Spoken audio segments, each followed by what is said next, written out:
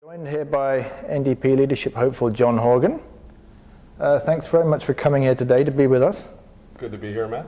I was going to say you were coming from the island, but you're actually coming from Surrey to That's be correct. here today. So you've made a slightly shorter trip than people may think because you're from the island. But that's right. We're in Surrey today. We're on a bit of an environmental theme today. That's going to be the theme of the interview. When we were talking before in previous interviews, after your candidacy was already known and had been declared, you said that you were billing yourself as the environmental candidate among NDP nominees, candidates. So can you elaborate for us a bit there? Because we're quite interested in that. So tell us more. Well, my background in government was working on economic development files, predominantly resource-based files. And in the 1990s, the land use planning processes that the Harcourt government initiated, I believe, was at the time groundbreaking. We look back on it now, 20 years later, and we assume that rigorous land use planning has always been part of resource development in BC. That's not the case. And it was, although the Clayoquot decision looked back on now was an appropriate one. It's now a biosphere reserve. Logging is virtually stopped in the region, and vast tracts of land are preserved for all time. But at the moment of that decision, it was received with anxiety and animosity from the environmental community. Similar response from the forestry sector. So at the time, it was controversial, but it did lay the track for some very positive land use planning throughout the 1990s. And when I moved from that file on to the electricity file, I worked in particular on the Columbia River Treaty. For the NDP government? For the government of the day, yes. I was in an organization called the Crown Corporation Secretariat at that time, and looking specifically at the Columbia River Treaty. And I had the good fortune of working with, under Premier Harcourt, working with a lot of really smart people on the file, Marvin Schaefer, Ken Peterson. These are resource economists and experts on electricity. I got a good grasp and understanding of the importance of that resource to British Columbians. And that's why I'm so profoundly opposed to the current government's energy plan, but we can get to that later on. But you did mention right off the top, with a pretty big lead-off hit, you brought Clayoquot Sound up, and also the bona fides of the NDP government vis-a-vis environment. Not everybody thinks the NDP is the environment is the default for the NDP. Well, it had been, and the Harcourt coalition that brought us to power in 1991 was based on ending the war in the woods, the controversy and the conflict between the environmental movement and labor, as it were. And I believe we were successful. And again, looking back 20 years later at the successes that have resulted from the core process on Vancouver Island and the Kootenays, land use planning generally, the creation of protected areas, moratoriums and no-go zones for certain resource extraction. That's a big deal. We take it for granted today, but it was the NDP that did that, and I was there at the time, and I'm very proud of the contribution we made. In 2000, the first climate action plan in Canada was put together by the last best environment minister in British Columbia, Joan Sawicki. It was tabled in 2000 as a response to the Kyoto Protocols from 1997.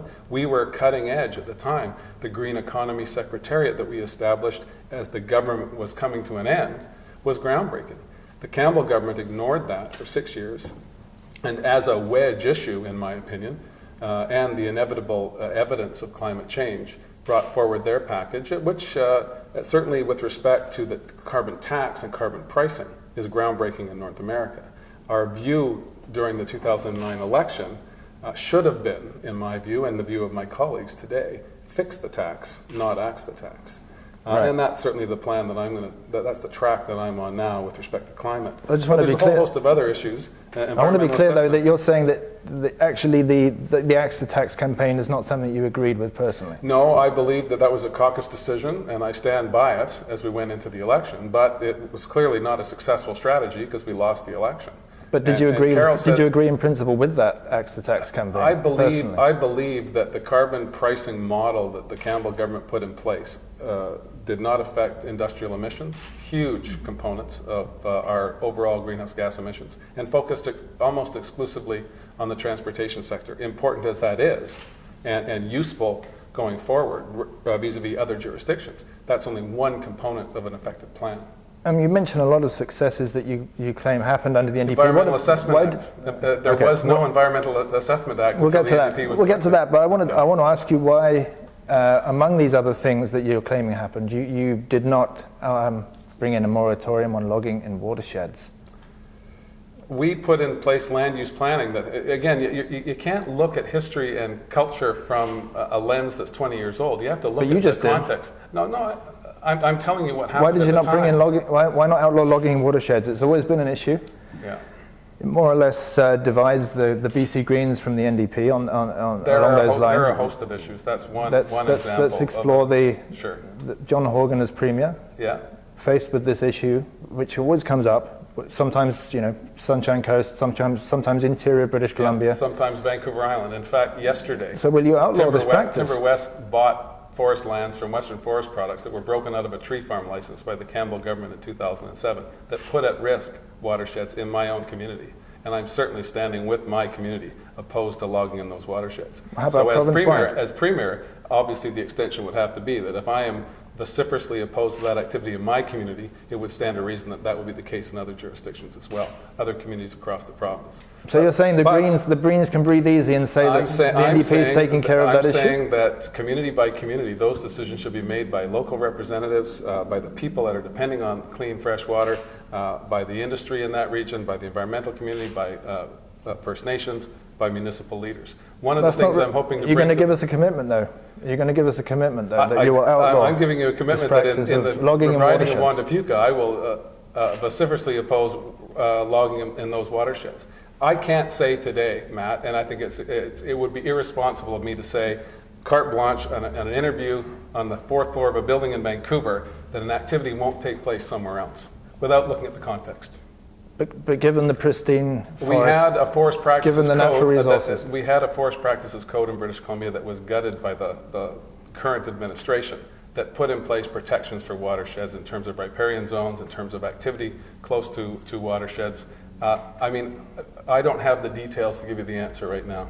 So maybe without the regulatory teeth in place, as you say, then why not just say we cannot continue with this practice? Because that very arbitrary control, top-down approach is the challenge that we have as legislators right across the piece. And it's not an ideological thing. It's a lack of faith in government that there will be due process. And for me to say in an interview with you on a Wednesday afternoon, I'm going to go to the Kootenays and tell them what's good for them is the wrong way to go. I'm not going to govern that way if I get the opportunity. But I think that's leadership, though, isn't it? That's not leadership. That's tyranny.